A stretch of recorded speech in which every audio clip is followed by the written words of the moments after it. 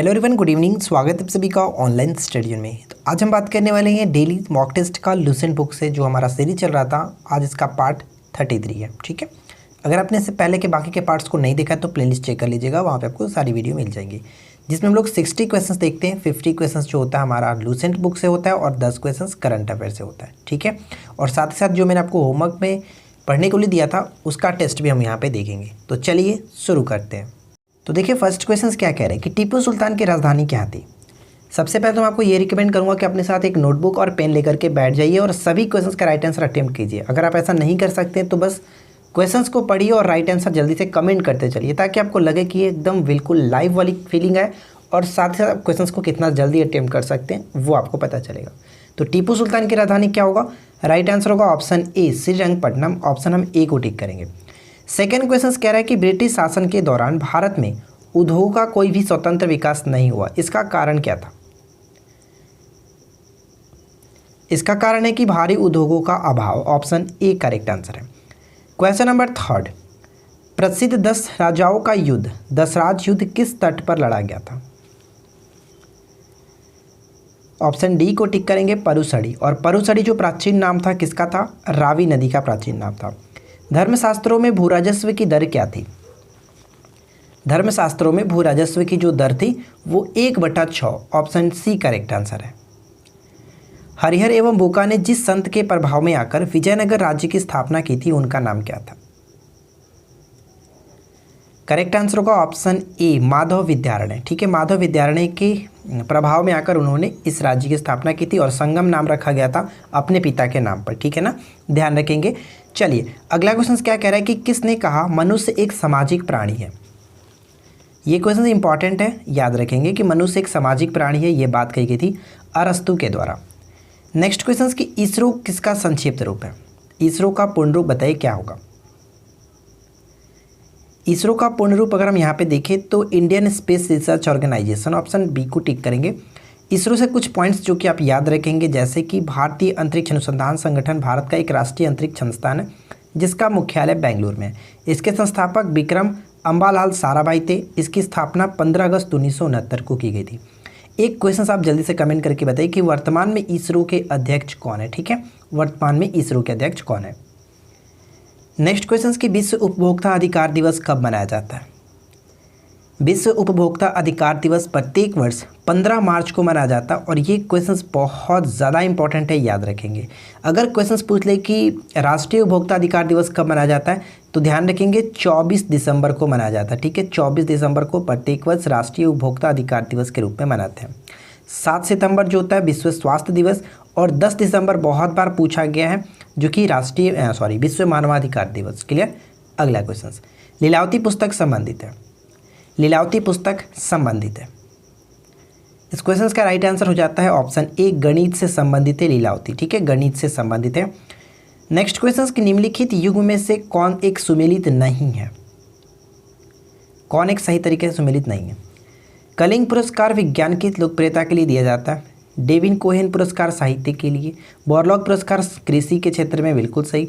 Pulitzer पुरस्कार की बात करें तो धर्म की प्रगति यहाँ पे बिल्कुल गलत है। पुलित्जर पुरस्कार कह सकते हैं पत्रकारिता के क्षेत्र में दिया जाता है, इसलिए हम ऑप्शन डी को यहाँ पे टिक करेंगे। अगला क्वेश्चन मैथॉन बाल पहाड़ी एवं तिलैया बांध किस नदी पर बनाए गए? मैथॉन बाल पहाड़ी एवं तिलैया बांध किस नदी पर बनाए गए? तो ये बाराकर नदी पर है। ऑप्शन बी को टिक करेंगे। नेक्स्ट क्वेश्चन की वनों की सुरक्षा के लिए स्वतंत्रता प्राप्ति के पश्चात सर्वप्रथम किस वर्ष सरकार द्वारा वन नीति की घोषणा की गई थी? दोस्तों वीडियो अच्छी लगी तो लाइक भी कर दीजिएगा, साथ ही साथ अपने दोस्तों के साथ भी शेयर किया कीजिए। फ्रेंड्स बिल्कुल भी आप शेयर नहीं करते हो, ठीक है, तो शेयर क्या करें। और साथ ही साथ मैंने आपको जो कल की वीडियो दी थी 100 क्वेश्चंस के साथ लूसेंट का संडे स्पेशल, अगर आपने उसको नहीं देखा तो ज़रूर देखिए, काफ़ी अच्छे अच्छे क्वेश्चन थे। तो इस क्वेश्चन के राइट आंसर की बात करें तो सर्वप्रथम जो वन नीति घोषणा की गई थी वो 1952। ऑप्शन बी को टिक करेंगे। नेक्स्ट क्वेश्चन की भारत में प्रथम जल विद्युत केंद्र की स्थापना 1897 में कहाँ पर की गई थी? 1897 में सर्वप्रथम जल विद्युत केंद्र की स्थापना कहाँ पे की गई थी? तो पश्चिम बंगाल के दार्जिलिंग में किया गया था। ऑप्शन बी सही आंसर होगा। एशिया की पहली भूमिगत जल विद्युत परियोजना भारत के निम्नलिखित राज्यों में किसमें स्थित है? पहली भूमिगत जल विद्युत परियोजना right answer will be option B, Himachal Pradesh. और चलिए कुछ पॉइंट्स भी इसके बारे में हम पढ़ लेते हैं। हिमाचल प्रदेश की संजय जल विद्युत परियोजना एशिया की पहली भूमिगत परियोजना। यह प्रोजेक्ट हिमाचल प्रदेश के किन्नौर जिले में स्थित है, जिसकी उत्पादन क्षमता 120 मेगावाट है। नेक्स्ट क्वेश्चन बनता है कि राष्ट्रपति, राज्यों के राज्यपाल, सर्वोच्च न्यायालय एवं उच्च न्यायालय के न्यायाधीशों, संसद, राज्य, इन सभी चीज़ों को पढ़ लीजिए। आदि के वेतन के संबंध में, ध्यान दीजिएगा, वेतन के संबंध में प्रावधान संविधान की किस अनुसूची में है? तो कुल 12 अनुसूची है। 12 अनुसूची में बताइए कि किस में वर्णन किया गया इनके वेतन, यानी हम ये कह सकते हैं उच्च पदाधिकारियों के वेतन से संबंधित जो प्रावधान है वो किस में है? तो राइट आंसर यहाँ पे हो जाएगा ऑप्शन बी, यानी कि द्वितीय अनुसूची में की गई है। ठीक है। और तीसरे अनुसूची की बात करें तो तीसरे अनुसूची में सेम टू सेम इन्हीं पदाधिकारियों के शपथ ग्रहण के बारे में बात कही गई है। ठीक है। तो यहाँ पे ऑप्शन हम बी को टिक करेंगे। नेक्स्ट क्वेश्चन है कि भारत में वैध प्रभुसत्ता किस में निहित है? तो ये करेक्ट आंसर यहाँ पे हो जाएगा संविधान में निहित है। ऑप्शन डी को टिक करेंगे। नेक्स्ट क्वेश्चन कि सिक्किम को किस वर्ष भारतीय संघ में संयुक्त राज्य के रूप में शामिल किया गया? ध्यान रखिएगा, संयुक्त राज्य के रूप में शामिल किया गया और वो था 35वें संविधान संशोधन 1974। ठीक है, 1974। जबकि पूर्ण राज्य का दर्जा 1975 में 36वें संविधान संशोधन के तहत दिया गया था। घंटा मर्दला कहाँ का लोक नृत्य है? घंटा मर्दला कहाँ का लोक नृत्य है? तो ये पड़ता है कहाँ का? आंध्र प्रदेश का लोक नृत्य है। ऑप्शन सी करेक्ट आंसर है। प्रच्छन्न बेरोजगारी का अर्थ क्या है? प्रच्छन्न बेरोजगारी का अर्थ क्या है? राइट आंसर हो जाता है आवश्यकता से अधिक लोगों को कार्यरत होना, यानी किसी भी कंपनी में जहाँ पे जरूरत 2 लोगों की है और वहाँ पे 3 से 4 लोग लगाए गए हैं, तो उस टाइप के हम कहते हैं प्रच्छन्न बेरोजगारी। सूची 1 को सूची 2 के साथ मैच कीजिए, बांध और नदी के साथ, और बताइए कौन किसके साथ सही तरीके से मैच होगा। देखिए, अगर हम बात करें हीराकुंड बांध, तो हीराकुंड बांध महानदी पर, ठीक है, ए का 4 के साथ, तो ए का 4 के साथ कई जगह मिल रहा है। पोंग बांध की बात करें तो पोंग बांध व्यास नदी पर, बी का फर्स्ट के साथ, तो बी का फर्स्ट के साथ यहाँ पर, यानी ऑप्शन हम ए को टिक कर सकते हैं। टिहरी बांध की बात करें तो भागीरथी थीन डैम रावी नदी पर। ये सभी चीज़ों को याद रखिएगा, सिंगल करके भी पूछा जाता है। क्लियर। नेक्स्ट क्वेश्चन देखिए क्या कह रहा है। सिराजुद्दौला के संबंध में निम्नलिखित कथनों पर विचार करें। फर्स्ट और सेकंड पॉइंट्स को पढ़िए और बताइए कि कौन सा कथन सही है। तो यहाँ पे सही आंसर हमारा क्या होगा? देखिए, सिराजुद्दौला के संबंध में बात करना है तो जून 1756 में कालकोठरी की घटना से संबंधित है, जो कि बिल्कुल सही है। आपको पता है, आपने होमवर्क अपना कंप्लीट किया, तो उसमें आपको ये पढ़ने को मिला होगा कालकोठरी की घटना क्या थी। ठीक है, 20 जून 1756। और जून 1757 में प्लासी के युद्ध में अंग्रेजों से हार का सामना करना पड़ा। तो ये पॉइंट भी बिल्कुल सही है कि 23 जून 1757 को प्लासी का युद्ध हुआ था, जिसमें अंग्रेजों और सिराजुद्दौला के मध्य, और सिराजुद्दौला पराजित हुए थे। तो दोनों के दोनों कथन सही है, इसलिए हम ऑप्शन सी को टिक करेंगे। नेक्स्ट वन है कि बंगाल की राजधानी का सही क्रम क्या है? बंगाल की राजधानी का सही क्रम क्या है? सही क्रम हमारा हो जाता है ढाका, मुर्शिदाबाद और मुंगेर, यानी 1, 3, 2। ऑप्शन डी करेक्ट आंसर होगा। नेक्स्ट वन की गिरिया का युद्ध कब हुआ था? गिरिया का युद्ध कब हुआ था? तो ध्यान रखेंगे, गिरिया का युद्ध में हुआ कि ये था कि सरफराज को मारकर के जो बिहार के सूबेदार थे अलीवर्दी खां, वो बंगाल के नवाब बन चुके थे, और ये युद्ध हुआ था 1740 में। ऑप्शन ए करेक्ट आंसर है। नेक्स्ट क्वेश्चन की निम्नलिखित में से कौन महासागरीय धारा अटलांटिक महासागर में नहीं पाई जाती है? यानी अटलांटिक महासागर की धारा नहीं है।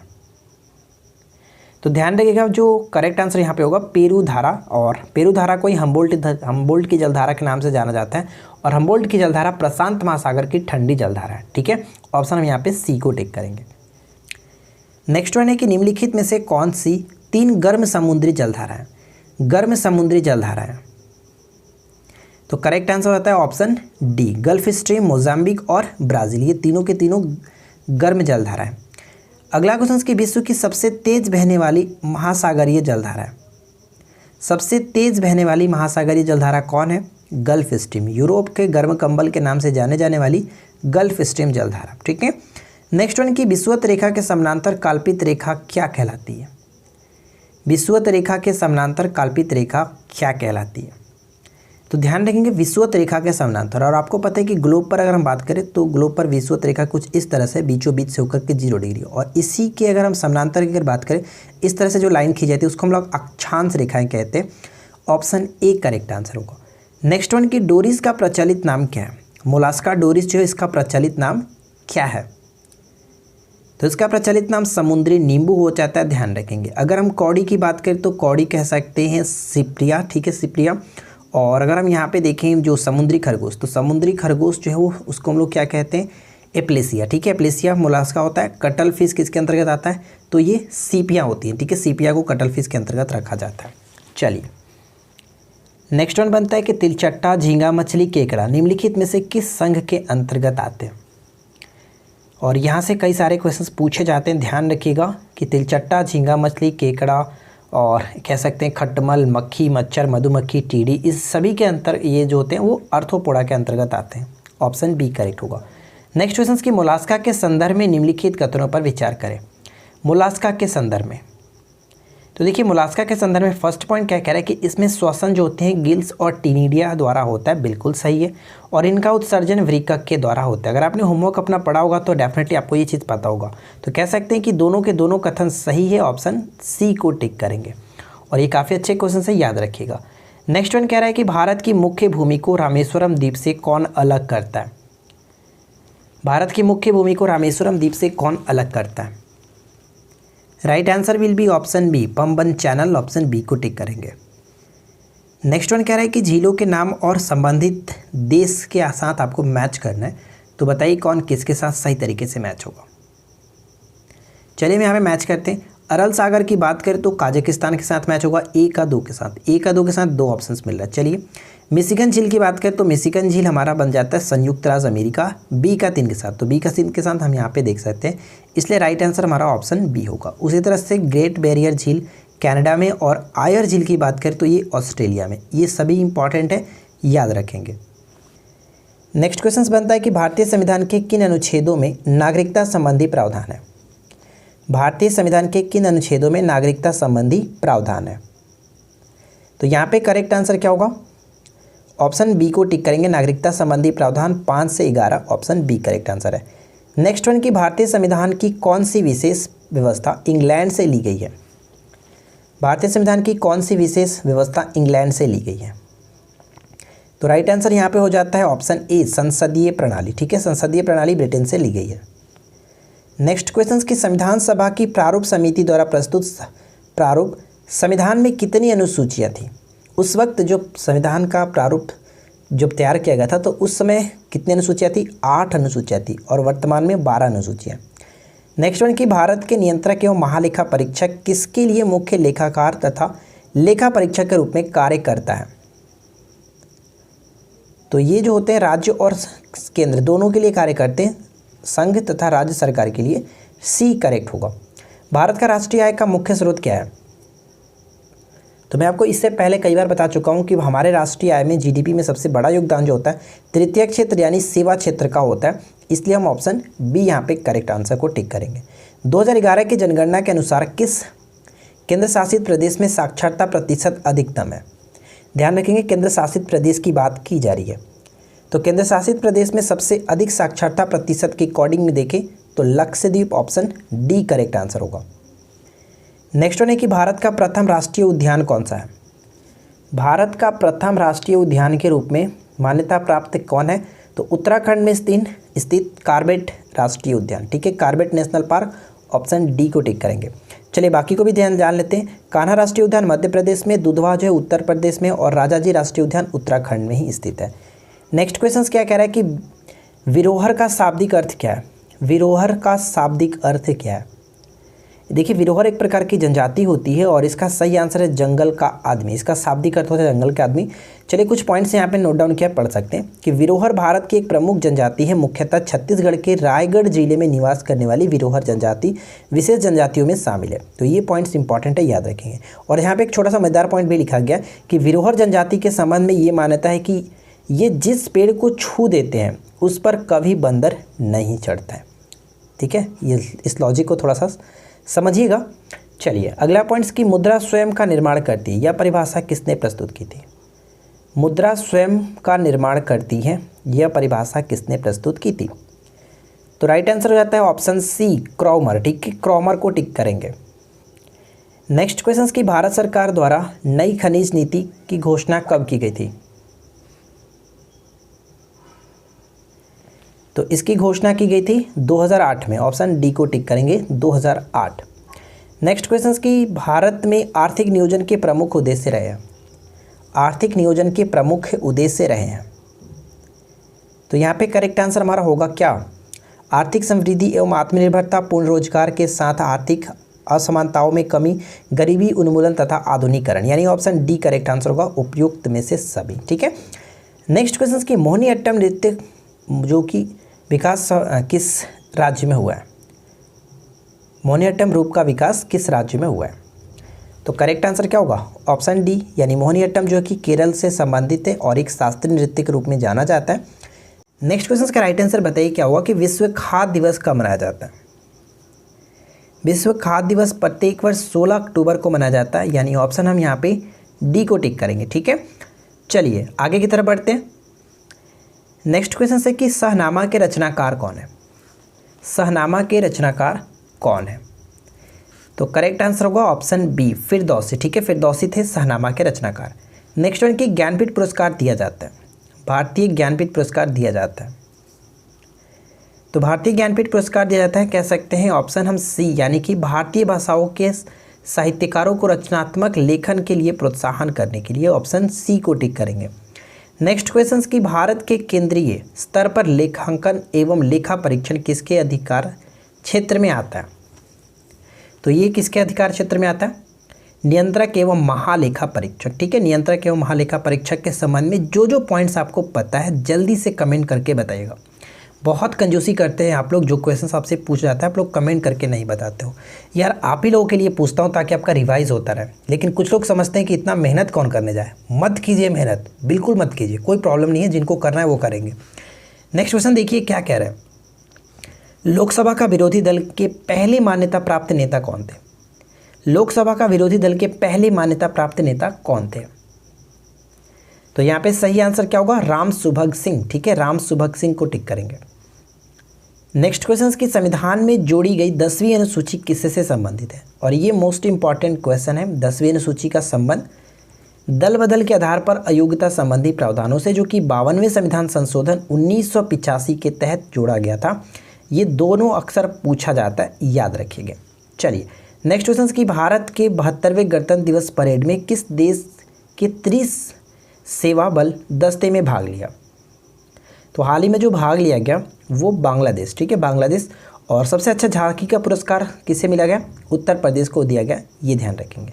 किन दो अफ्रीकी देशों ने अपना पहला संयुक्त अभ्यास नवंबर 2020 में शुरू किया था। किन दो अफ्रीकी देशों ने अपना पहला संयुक्त अभ्यास स्टार्ट किया था, और इसका नाम क्या, मिस्र और सूडान दो देशों ने अपना पहला संयुक्त अभ्यास स्टार्ट किया था। नेक्स्ट वन, किस राज्य सरकार ने राज्य में कृषि बागवानी को त्वरित करने की और हर्बल पौधों को खेती को बढ़ावा देने के उद्देश्य से मुख्यमंत्री बागायत किसान मिशन की घोषणा की है। तो इस मिशन की घोषणा किसके द्वारा करी गई है, गुजरात के सरकार के द्वारा, ऑप्शन डी करेक्ट होगा। नेक्स्ट क्वेश्चन की महेदी वन्यजीव अभ्यारण्य किस राज्य में स्थित है। महेदी वन्यजीव अभ्यारण्य किस राज्य में स्थित है, और ये काफ़ी इंपॉर्टेंट क्वेश्चन होगा, याद रखेंगे। राइट आंसर होगा ऑप्शन सी, गोवा में स्थित है। छोटा सा पॉइंट हम यहाँ पे पढ़ सकते हैं कि देखिए यहाँ पे हम पढ़ सकते हैं कि महादेवी वन्यजीव अभ्यारण्य उत्तरी गोवा जिले में स्थित है। बंगाल टाइगर्स की उपस्थिति के कारण इसे प्रोजेक्ट टाइगर के अंतर्गत एक बाघ आरक्षित भी घोषित किया जा सकता है। ठीक है, तो ये ध्यान रखेगा। चलिए नेक्स्ट क्वेश्चन क्या कह रहा है कि प्रधानमंत्री मोदी ने किस राज्य में कोसी रेल मेगा ब्रिज का उद्घाटन किया। हाल ही में कोसी रेल मेगा ब्रिज का उद्घाटन किया गया, और आने वाले बिहार एग्जाम्स के लिए तो ये मोस्ट इंपॉर्टेंट है।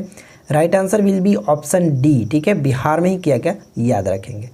नेक्स्ट क्वेश्चन की किस राज्य सरकार ने हाल ही में इलेक्ट्रिक दोपहिया और ई रिक्शा के लिए सब्सिडी योजनाओं की घोषणा की है। तो सब्सिडी योजनाओं की घोषणा किसने की है, गुजरात के सरकार ने, ऑप्शन बी करेक्ट होगा। नेक्स्ट पॉइंट कि अनिल धस्माना को राष्ट्रीय तकनीकी अनुसंधान संगठन नाट्रो के नए प्रमुख के रूप में नियुक्त किया गया। नाट्रो का मुख्यालय कहाँ पे है। तो इसका सही आंसर होगा ऑप्शन हम सी को टिक करेंगे, नई दिल्ली। ठीक है, नई दिल्ली में स्थित है। नेक्स्ट वन की वर्ष 2020 में किस राज्य की कैबिनेट ने खेलों को उद्योग का दर्जा देने की मंजूरी दे दी है। खेलों को उद्योग का दर्जा देने की मंजूरी दे दी गई है, किसके द्वारा, मिजोरम के द्वारा, ऑप्शन डी को टिक करेंगे। तो देखिए फ्रेंड्स, सबसे पहले बात कर लेते हैं कि कल का होमवर्क आपका क्या रहने वाला है। 23 फरवरी का होमवर्क क्या है। बिहार एसआई प्री और ईएसआई मेंस के प्रिपरेशन में आप लगे हैं तो सभी होमवर्क को कंप्लीट करते चलिए। हिस्ट्री में मैं आपको दे रहा हूँ सिख और अंग्रेज, ठीक है। लूसेंट सब्जेक्टिव में पेज नंबर 38 39 को आप देखेंगे, वहाँ पर आपको मिल जाएगा। ज्योग्राफी मैंने आपको कल दिया था वायुमंडल और वायुमंडल में उपस्थित गैस है। आज मैं दे रहा हूँ वायुमंडल की संरचना, यानी इसके अंतर्गत आपको जो भी वायुमंडल के 5 परतें वो पढ़ने को मिलेगा। पेज नंबर 84-85 देखेंगे लूसेंट सब्जेक्टिव बुक का, ठीक है। पॉलिटी में बात कर रहे हैं यहाँ पे नीति निदेशक तत्व और मौलिक कर्तव्य, ये 2 अलग अलग टॉपिक है लेकिन दोनों बहुत ही ज़्यादा इंपॉर्टेंट टॉपिक है। पेपर में अक्सर यहाँ से कई सारे क्वेश्चन बनते हैं, तो लूसेंट में पेज नंबर आपका 163 देख लेंगे। बायोलॉजी की बात करें तो इसमें जंतु तक उतना इंपॉर्टेंट नहीं है लेकिन कुछ क्वेश्चंस बनते हैं। साथ ही साथ एक बहुत अच्छा टॉपिक मैं दे रहा हूँ मानव रक्त। लूसेंट पेज नंबर 249-50 को देखिएगा, वहाँ पे आपको ये टॉपिक मिलेगा। कई सारे यहाँ से क्वेश्चन बनते हैं जैसे आरबीसी हो गया, डब्ल्यूबीसी हो गया और भी बहुत सारे क्वेश्चंस हैं, तो इसको पढ़िएगा। करंट अफेयर्स में दे रहा हूँ दिसंबर 2020। मैंने आपको कल दिया था दिसंबर के स्टार्टिंग का 15 डेज यानी कि 1 से लेकर के 15 दिसंबर तक के जो भी वन लाइनर क्वेश्चंस थे उसको, लेकिन आज मैं दे रहा हूँ 16 से 31 दिसंबर तक। तो इसको अच्छे से पढ़ करके कंप्लीट कीजिएगा। किसी भी बुक से कोई मतलब नहीं रखता, लास्ट में आपके पास जो भी बुक बचाओ आप उसको पढ़िए, ठीक है। तो यही हमारी आज की होमवर्क यानी कि कल का होमवर्क 23 फरवरी को। उम्मीद करता हूँ कि आप लोगों को ये चीज़ समझ में आ गई होगी। तो चलिए बाकी के क्वेश्चंस को देखते हैं। वर्ष 2020 में किस राज्य ने एक पलायन आयोग की स्थापना की है। तो पलायन आयोग की स्थापना किसके द्वारा की गई है, उत्तर प्रदेश की सरकार के द्वारा, ठीक है। ऑप्शन ए को टिक करेंगे। नेक्स्ट क्वेश्चन देखिए क्या कह रहा है कि टाइगर आबादी को दोगुना करने के लिए वैश्विक पुरस्कार पाने वाला रिजर्व का नाम बताइए। टाइगर आबादी को दोगुना करने के लिए वैश्विक पुरस्कार पाने वाला रिजर्व का नाम क्या है, पीलीभीत, ठीक है। पीलीभीत कहाँ पे, उत्तर प्रदेश में पड़ता है। तो यहाँ पे हम लोगों ने 60 MCQ कवर किया, साथ ही साथ मैंने आपको होमवर्क भी दे दिया है कि आपका नेक्स्ट डे का होमवर्क क्या है। अपने होमवर्क को कंप्लीट करने की पूरी कोशिश किया कीजिए, तभी आपके पास अच्छी कलेक्शन हो जाएंगी और साथ ही साथ आप अच्छा स्कोर कर पाएंगे प्रैक्टिस सेट में। लेकिन अगर आप ढिलाई करेंगे तो एग्जाम्स में आपको ढिलाई करने का मौका बिल्कुल भी नहीं मिलेगा, ठीक है। तो देखिए क्यूज का राइट आंसर नीचे कमेंट्स करके बताएगा कि अक्रिय तत्वों की किस समूह के सदस्य होते हैं। अक्रिय जो तत्व होते हैं किस समूह के सदस्य होते हैं। तो हम मिलते हैं किसी और वीडियो में नेक्स्ट टॉपिक के साथ। Thanks for watching, keep learning, have a good day.